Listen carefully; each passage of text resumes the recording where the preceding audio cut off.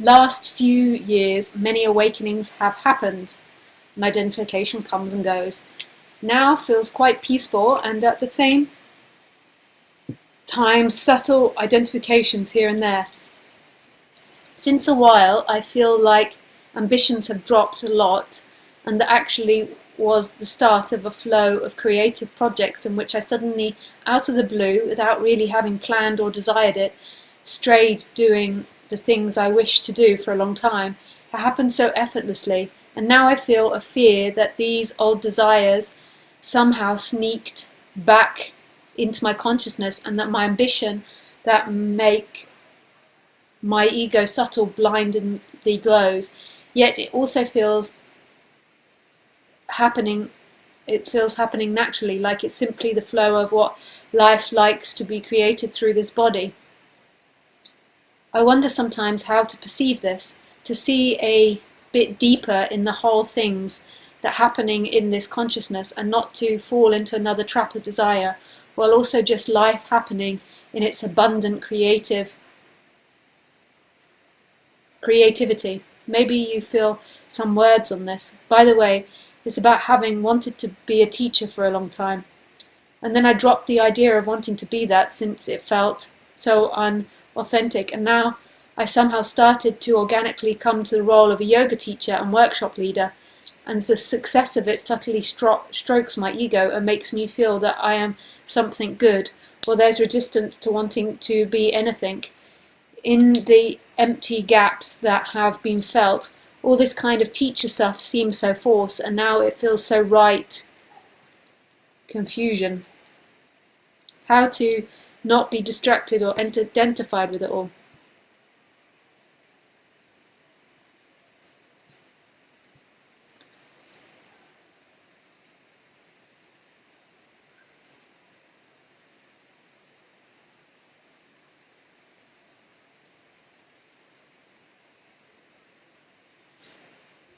Everything is about waking up. So everything that appears is taking the human home.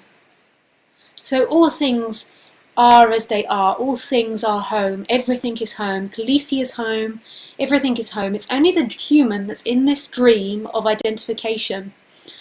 And with this dream of identification, it also has the ability to return home. And then by returning home, it can be a conscious animal, so self-conscious, but also not identified with that self-consciousness. So it can know itself as a human and as everything. So, like Khaleesi doesn't have any idea that she's a dog or that she's walking in that body. But the human, it's like a conscious being.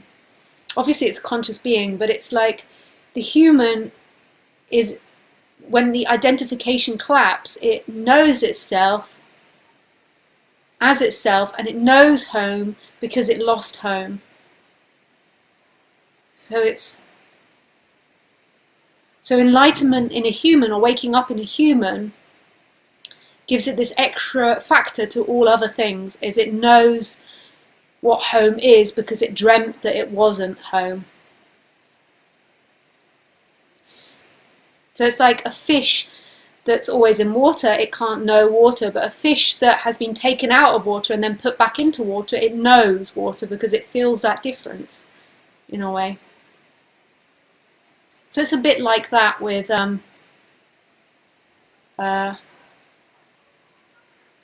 human enlightenment, which is so beautiful.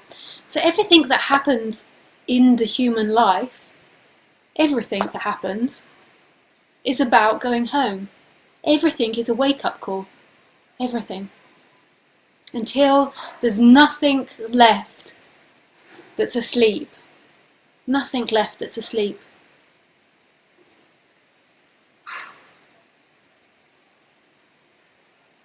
And even after that awakening, there can still be old karmas working their way out. There's still old karmas in Lisa's body working its way out. So, like, old illusions come up, even though there's not the identification with them anymore. But old thought processes and traumas carry on to be evened out. And I don't know if that's an ever-ending process in the human form, because there's always a retaking on of new thoughts and conditionings, but there's no going back to sleep again. And what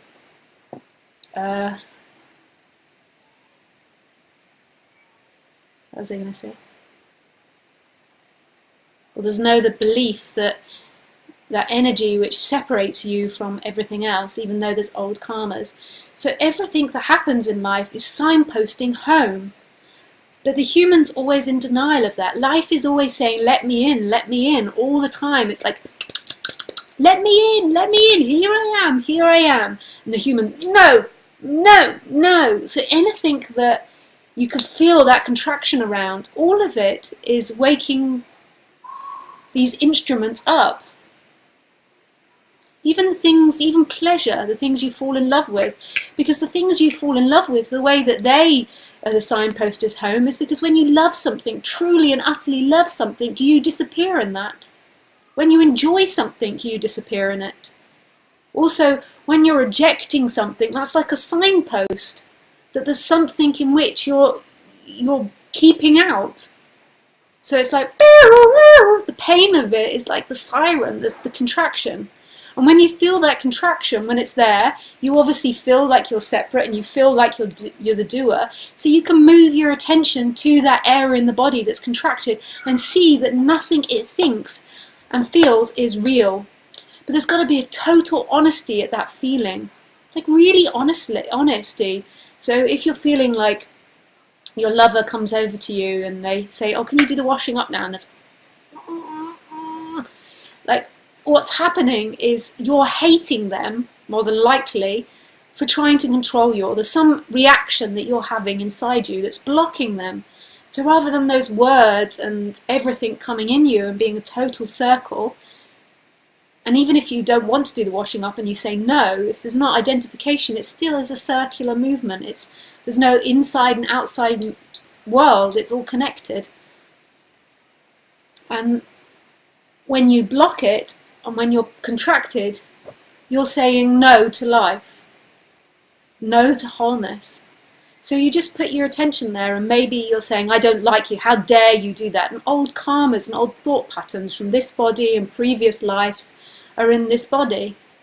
I hate you for saying that, how dare you say that? Just real honesty with it, with the hatred that's there, because it is hatred when you're blocking life. It's when you don't block life and there's nobody in there resisting anything, there's nobody in there, this is who I am, this is what I am, then life just flows through. It's love. In fact, there's nothing it flows through, there's no separation, it's just one movement, one energetic dance. Boop, boop, boop, one thing to the next, to the next, to the next.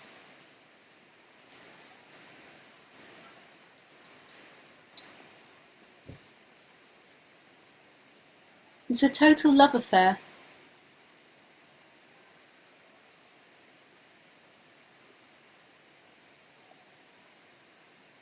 So with those feelings that you're having when you love doing yoga, see that when the people are giving you appreciation, there's a moment of feeling totally and utterly complete. And it's nothing to do with them giving appreciation, it's that your sense of not being enough begins to disappear. And then there's an absolute love of it, which is totally and utterly beautiful.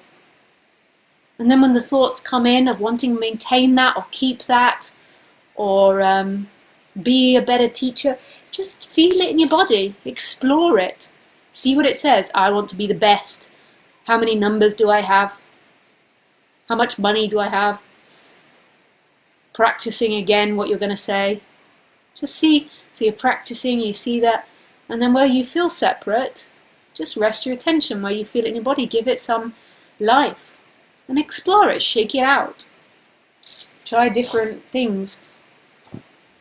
But ultimately, there isn't somebody in there that is putting the attention there. That one that moves its attention is another appearance which isn't separate from life itself. It's a movement of wholeness. It's not an independent person. As soon as I say that, people get confused and think, she's talking to a separate individual. I am a separate individual with free will. But if this is a world of wholeness and non-separation, then there can't be free will.